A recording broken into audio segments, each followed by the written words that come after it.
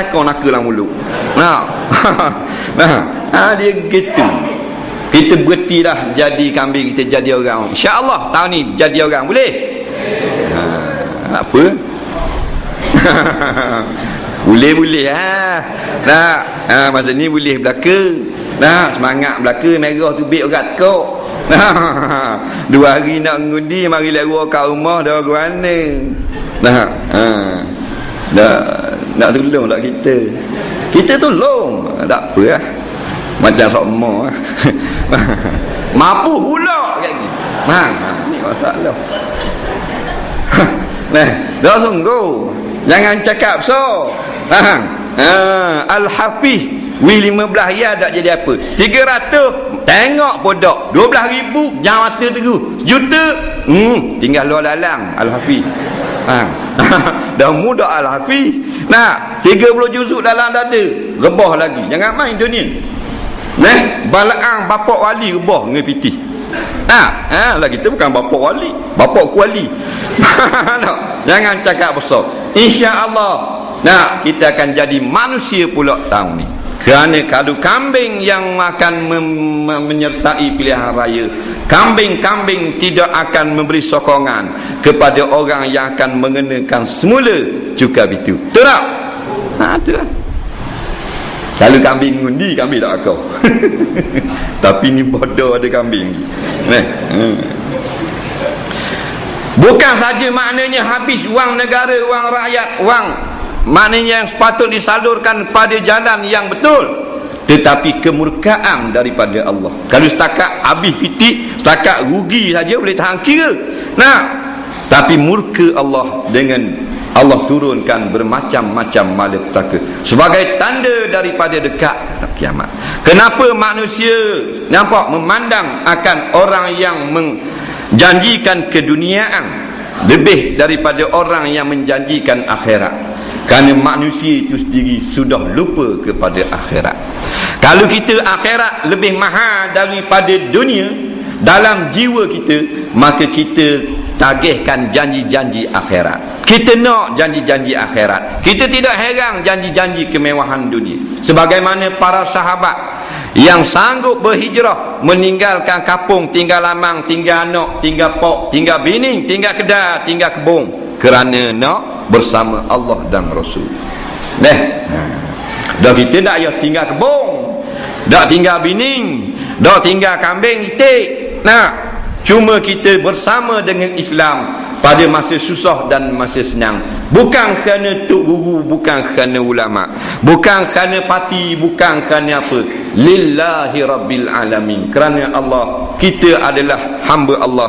Allah makbud. Apa yang Tuhan perintah, iaitu tolong agama Allah. Sekarang agama Allah sedang dipermain-mainkan, sedang dilempar ke belakang. Maka kitalah yang memikul beban mengembalikan maruah Islam naik di atas sekali, mengatasi segala hukum yang ada di atas muka bumi. Itu kewajipan bersama. Kambak politik ni. Faham?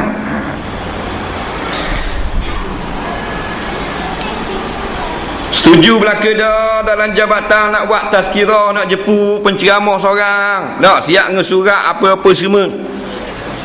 Sehari sebelum maknanya berlangsungnya ceramah kuliah tazkirah di jabatan, nak siapa surat pula dibatalkan kerana boh besar tak setuju.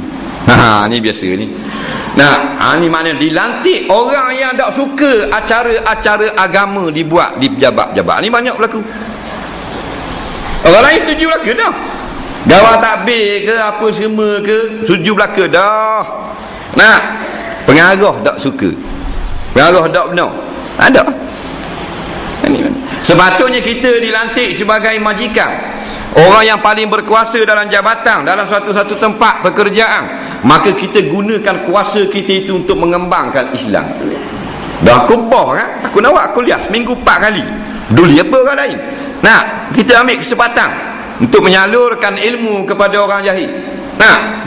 Ni guna kesempatan kuasa yang ada untuk menyekat tazkirah daripada dilaungkan di dalam pejabat-pejabat. Makna hati tak berahi ke agama. Bila hati tak suka pada agama, maka sudah tentu dia tidak suka kepada tuang punya agama, iaitu Allah Subhanahu Wa Taala. Ya, tak suka ke Islam maknanya tak suka ke Allah.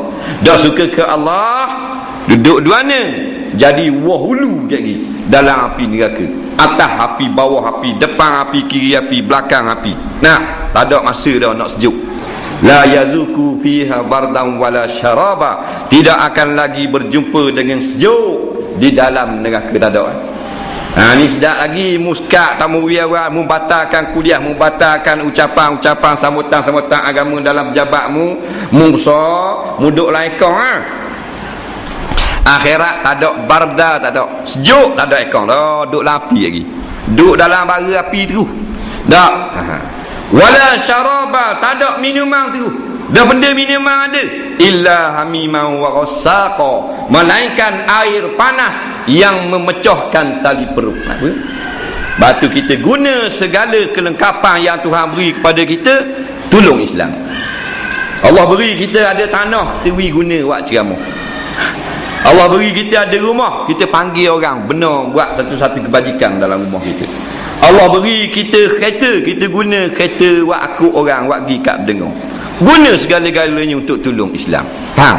Allah beri kita kuasa menjadi bos dalam pejabat, kita panggil penceramah. Bukan 15 jam ceramah, sejam tak apa dah, setengah jam tak apa dah. Biar siapa Islam dalam pejabat kita. Nah, jadi apabila sekarang ini dilantik orang-orang yang bukan layak menjadi ahli bagi satu-satu jawatan, maka sebenarnya kita mengundang kehancuran daripada Allah Subhanahu wa taala. Batu kita ingat sekarang ini kita duduk dalam keadaan kepayahan. Payah sungguh ni. Nak makan minum payah, hak tu mahal, hak ni naik, hak tu naik sama. Nak, tak ada hak turun. Darah tinggi pun naik, tak turun-turun. Nak, habis naik. Kepayahan budak kau punah, dadah kau banyak, dak macam-macam hal benda keburukan. Hak rogo, hak colek anak, dak balik-balik. Nak, kau berat. Ni sebab kita serahkan satu jawatan kepada orang yang bukan ahli dia. Kau ulama dak sokong juhalak bapak jahil. Mana salah ni? Salah kita sendiri. Ma asabaka min sayyi'atin famin nafsik. Allah kata dah kan, apa yang telah menimpa kamu daripada yang tidak baik ni, famin nafsik, daripada salah diri kamu sendiri juga. Tangan kita lah yang memberi sokongan. Nah, atau tidak ambil peduli tentang apa yang berlaku dalam kehidupan masyarakat Islam, sehingga orang-orang yang tidak layak naik menjawat jawatan, kita bertanggungjawab atas kesalahan dan kemusnahan yang berlaku sekarang.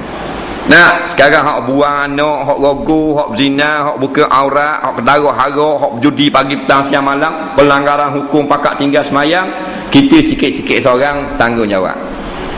Apa? Pasal kita tidak berbuat apa-apa. Nah, kita dah buat benda, kita tanggungjawab kau. Kita dah ambil hal, dah ambil peduli.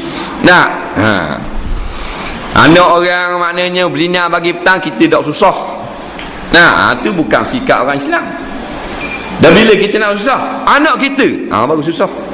Kena anak kita pula. Oh, gagal sekali dah suti kapung. Nah, Allah di mana nak cari juga, nak katak juga lah. Oh, bayang anak orang dah. Ni.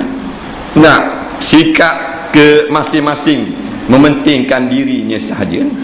Nah, adakan Islam kal bunyan yashuddu ba'duhum ba'dha. Islam seperti satu pagar binaan yang kukuh. Masing-masing tolong kukuh satu sama lain. Nah. Dari sekarang tindakan kita lagu mana? Hadis ini menceritakan bahawa sekarang ini tanda hampir dekat nak berlaku kiamat, iaitulah dengan diserahkan jawatan-jawatan kepada orang yang bukan ahlinya. Kita nak buat lagu mana? Kita perbetulkan keadaan. Selagi nyawa masih di kandung badan, Allah sudi menerima taubat kita. Kita bertaubat ramai-ramai. Kita tak akan serahlah jawatan-jawatan penting untuk menguruskan satu-satu perkara, melainkan kepada orang yang ahlinya. Kerana Nabi kata haram bila disia-siakan amanah. Caranya kita lantik orang yang tidak sepatutnya, tiba-tiba dia yang kita lantik. Ni dalam bab dunia pun tak menasabah kalau kita lantik. Dalam bab dunia tak menasabah. Nah, Persatuan Badminton, peminat badminton Paka, maka melantik pengerusi baru setelah pengerusi lama badminton Paka mati kena smash. Latih pengerusi baru, iaitu seorang pemain golf. Bengong kata Persatuan Paka ni. Apa pula latih pengerusi baru tak main badminton, main golf? Mana bengong belaka tu waktu tukang latih, betul tak? Persatuan Burung Ketitir Tebing Tembok nak melantik pengerusi baru setelah pengerusi lamanya dicatut oleh burung mati situla, iaitu seorang